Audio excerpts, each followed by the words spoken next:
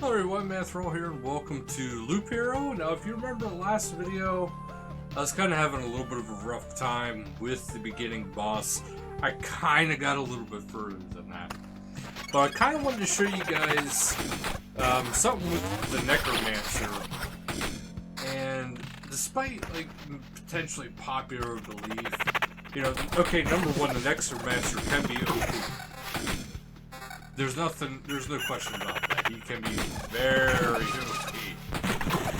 However, the problem with the Necromancer is not the fact that he can be OP, it's the fact that, let's say you're doing a resource farming, like I'm currently doing right now, the only thing that would potentially become an issue for me down the road is if, you know, eventually my skeletons aren't strong enough at the level to keep up with the demand of, you know, the stuff that I'm fighting. So I'm clearly fighting some very strong enemies, and I kind of have a way I do about it. I like to have my summons up there, but most importantly, to get it started out, I always do, you know, the skeleton level. That is probably the biggest thing in the beginning stages. Eventually, you want to have a mixture of very high level skeletons, like usually just your Book of Life can do that. But once you start getting a lot of levels, especially once you unlock the town, you can start getting skills, all that good stuff, it becomes so easy. As you can see, because I'm just wrecking pretty much everything. My speed's up to 154%. We're talking heavy damage and just constant beating down of my enemies. And here's a book that can get me even more attack speed. And about the same kind of damage. So, well, skeletal level. So that's pretty good. I'm going to use that, obviously, until I can get a better book for the skeletal level. But now for the problem. The problem with this method is the fact that when you see your resources get highlighted in this orange up here, you might not be able to see it too well because it's right behind the desert. Well, the desert's right behind this, so it might blend in a little bit for you guys. But once you hit your max, even if you have it so it deposits 10% of your resources per trip, you will not see it drop very often. And we'll see what I'm talking about here pretty shortly, because my guy's coming up to the very end of the loop. So as you can see, yeah, this stuff dropped a little bit, but we're not talking like a substantial amount. And not to mention, I've noticed this because I'm killing that Time Wizard dude. Normally, he can actually drop some pretty good stuff, but I've noticed certain things don't drop for the first boss. So you do actually have to go gradually up and up and up. So you can't, this isn't a problem so much with the Necromancer. It's more of a problem with trying to use a Necromancer to have easy farm runs for the first stage. It's like, yeah, you'll be able to get some stuff, but you're not going to get, like, one. You're not going to get a ton of good stuff. You're just going to get a lot of basic stuff. Like, right now, it's like, I don't even really have to fully pay attention. I mean, there's a book that can give me 19. We'll take that. This stuff here, I usually have, like, +1 skeleton and the, summon quality. Because that'll help out a little bit. Because I like to have a heavy mix between summon quality and level. But this here, right here, of level was summon plus more level. It's working out pretty freaking sweet, too. So, I mean, because everything's just ripping it apart. So my attack speed is that freaking fast. I'm just summoning stuff and they're just ba-ba-ba-boom, ba-ba-ba-boom, you know, constantly. But that's my advice. Don't do this method. You will get some resources, yeah, like I said, but you're not going to get a whole lot. And one of the things I'll even show you here Even though I am depositing stuff, I still reached a cap. So the game does kind of have a way to enforce the fact that you do need to go back to camp. You do need to do that. You know, you can't just be here, let it run for hours, and then have like a billion resources. The game actually doesn't let you do that. Because if you take notice at the top right here, I have 14 of the smaller, 22 of the whole, and 3 artifacts, or 3 tools of artifacts. One thing I never had before is Vampire Chair. Once I'm out of this, I'll actually show you a lot of this stuff I've unlocked, which actually a lot of you might find interesting. So yeah, see this stuff all drops some, but you can still see this is still in orange. So I'm not gaining any more materials, it's just depositing what I already have. So it's better off that I actually retreat, just take all my resources, and enjoy what I got. So now to show you all the stuff I have. This is the one thing I was kind of hoping to be able to get, but I need time shards in order to get that, and I'm not getting time shards this way. So yeah, this is my current village. These are the current buildings I have done. You know, I have the herbalist hut. I have the smithy. There's actually a little bit of a trick with the armory that you did. There's a refuge. I have, you know, I have basically everything. I have 2 farms because, well, why not? I have 1 mud hut for now. I don't have a single warehouse yet. I might actually do that now, but the main thing I was actually saving for is neither of those really, is actually this right here, because I can soon actually get that. I just need 5 more of the Orb of Expansion. So this is the physical manifestation of expanding space in the form of a little sphere. So that's something I actually kind of want to get. Statistics. My current game time in this is almost 40 hours, which is pretty good. Expedition time is actually almost 33 hours, so you don't really spend too much time in here unless you're actually explaining it. I have 57 expeditions. I was having a little bit of a hard time in the beginning, but resurrections 33 or 37, but that's not entirely bad because there's one area you almost kind of need to. Also, there's an achievement where you have to resurrect 3 times in one go. Retreats to camp is 22, so you can see I didn't really do the best. I've completed 564 loops. That to me is pretty good. Max number of loops in a single expedition is 49. I want to see what the max limit is on that sometime. I will try to get that to you guys eventually. I have almost 12,000 kills, a lot of slimes, a lot of rat wolves, spiders, skeletons, skeleton archers, cracked skeletons, chests, mimics, blood clots, ghosts, ghosts of ghosts, prime matter. Those things are pretty scary later on in the game because they can actually one-hit KO you regardless how much health you have. Like the one I had, one hit me, it did like 3,000 damage, and I had I think it was like 500 health and 500 magic HP, and it just, my guy was dead. So I resurrected. That was one of those times. Swarm of bats, watchers, those are those little weird old dudes. The books, goblin leaders. I mean, you can see I killed a lot of stuff. I killed 11 of the Lich, 1 priestess, 1 hunter, and 4 hunter hounds. So fastest defeat of the Lich is in 6 loops. That's actually a lot better than I thought. The priestess is 12 loops. The hunter is 19 loops. I was killed by 73 different creatures. Rat wolves, spiders, skeletons. Skeletons are actually starting to get to be a pain. Mimics, ghosts, prime matters. Well, prime matters, like I said. The Lich actually killed me a lot until I figured out how to really get to him.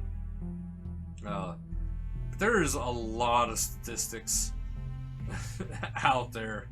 I only lost 1,410 resources, pieces of the world, so this is like your big things that you can actually get. Yeah, overall, that's all the stuff I lost. Now, supplies here, we'll sort that. As you can see, I have a lot of stuff. And one of the things I wanted to check out is the vampire chair. So you get +1 to vampirism if you already have it, so you kind of need it. But all these items here, you actually get to put in here. This is what it says, items for camp. And it actually helps you out. I mean, I guess I can go through them.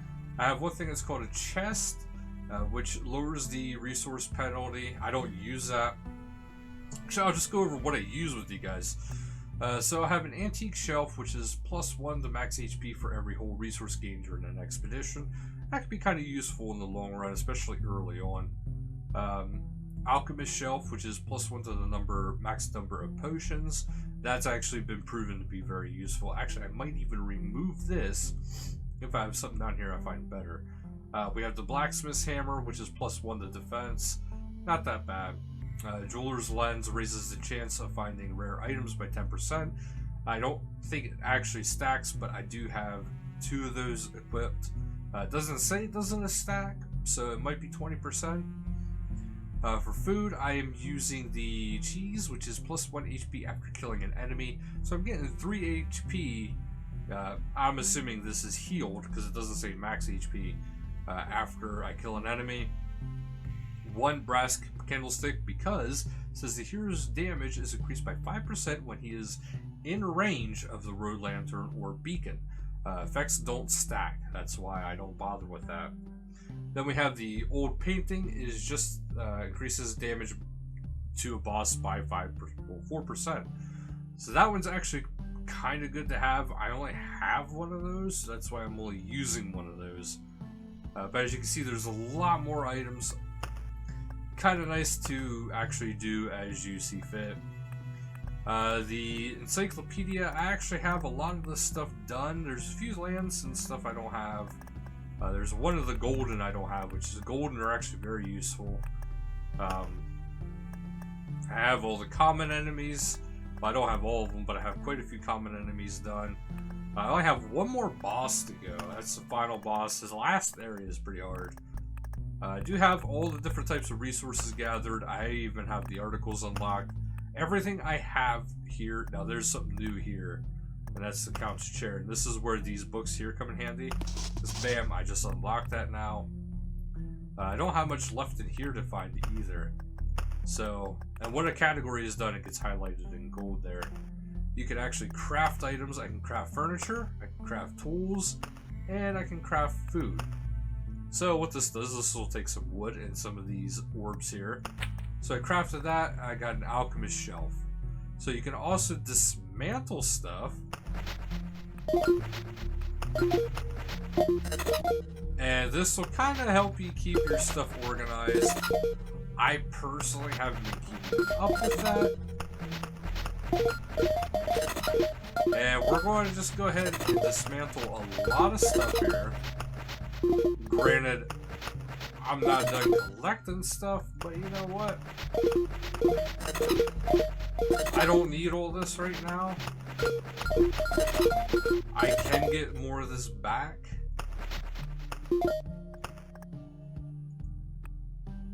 Okay, so it's just a flat thing. It doesn't exactly matter what you dismantle, you'll get certain resources only. But yeah, so there's that all done. Here's all the stuff I can actually upgrade. This one would actually be kind of nice because, you know, 20% after revival, but I'm not going to do that yet because, like I said, I do want to get... Oh, I can build a river. Alright, so we're going to have a river going right here.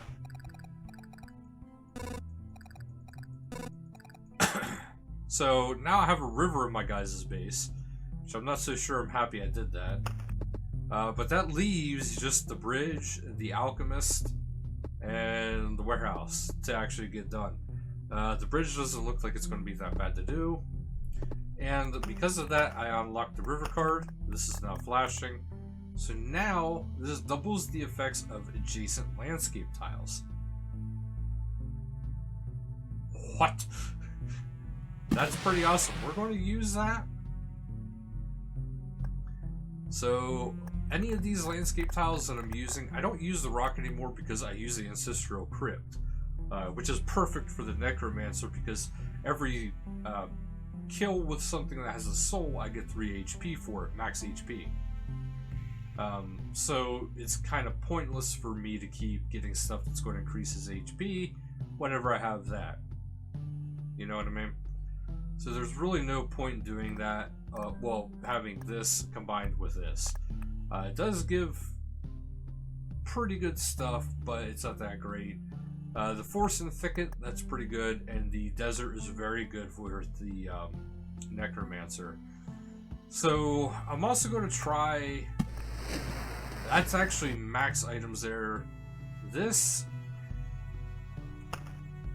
I'm not a big fan of that. I want to use this, because that actually I found very useful. The Bookery. But anyway, back to the gold cards. Maze of Memories does nothing. It just fills up an entire spot. So if you do use this, just to get it unlocked in your encyclopedia, throw it down in the middle of your loop. This way it just takes up that. Try to hold on to it as long as you can before you actually use it. Best way to do it is actually to gain it through combat, because later in the levels, the Prime Matter, like I was talking about, can actually occasionally drop gold cards. That's why I don't use an encyclopedia either. So here's the Lich. I got him. I beat him. The Priestess, I beat her. This dude here, he was hard to beat. He gave me a lot of troubles.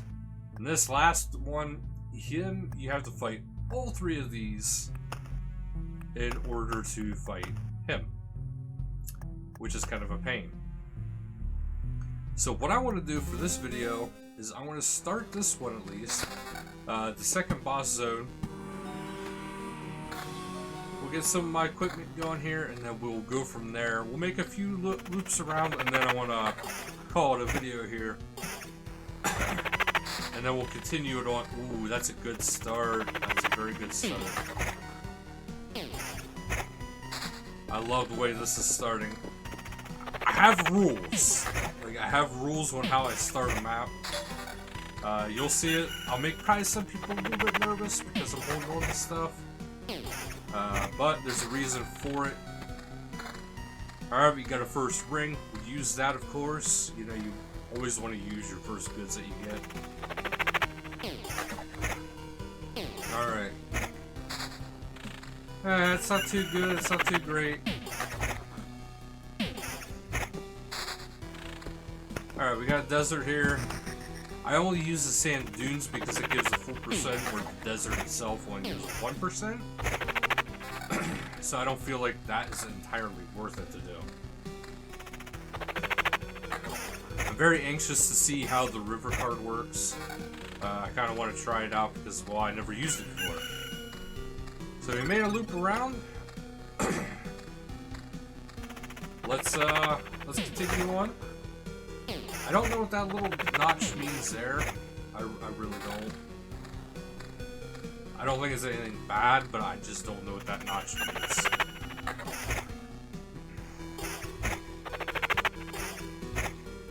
It's kind of nice fighting the slimes in the beginning, at least to get yourself started. Especially because my enemy level is now 2, whereas, you know, my skeletons are only ranked 1 yet. Alright, we got our first village.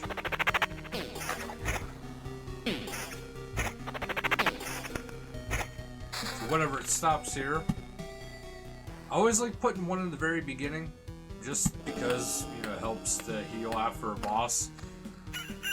This way you can farm, you know, some materials. See, as you see, I got the Shapeless Mass, and I could not get that in the other one. Alright, so we got our first thing here. We're not going to drop it there because I don't have certain things. We're going to drop it here. So then I can put the grove down. I can put the ruins down. I will put the ruins here because I don't like putting them at certain spots. I actually messed that up. The ruins should have been there, then the grove. But it is what it is. You know, if I actually really want to, I could just do that. We'll get rid of that one then too, and then just switch it up. That's why it's kind of nice to hold on to the Oblivion cards. You don't need it for the boss like you would, like the Lich. The Lich you kind of need as many Oblivions as you can get. This boss, not really anymore. The fourth boss, you'll need it for the first part when you go to fight the Lich, but that's it.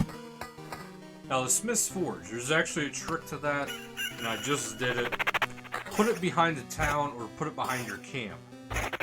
Because if it's behind that, it won't send out the suit of armor that kind of messes up your deck. So that's why you kind of don't want to have that out right up. Also, I kind of wanted to put that there, so that kind of works out that I did what I did. You know, make my life a little simpler. Get a lot of sand dunes, we're not really getting much else. Although I could put the cemetery right behind that ruin.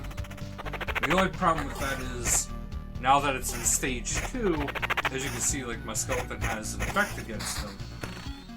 Okay, here we go.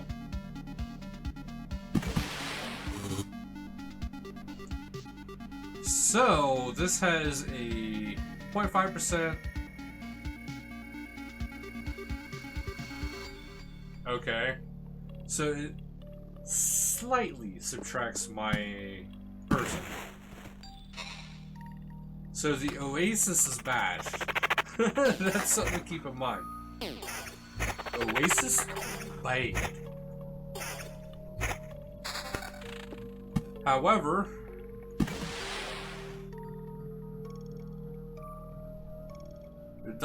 this one doubles the effect, so let's put this here. I wasn't paying attention. Okay, so we got 2%, 2%, and then this one, it should bring it up to 10%. Yep, it does. So we'll put this one, this is a 1% one. Okay, so that didn't do anything to it, which is kind of weird.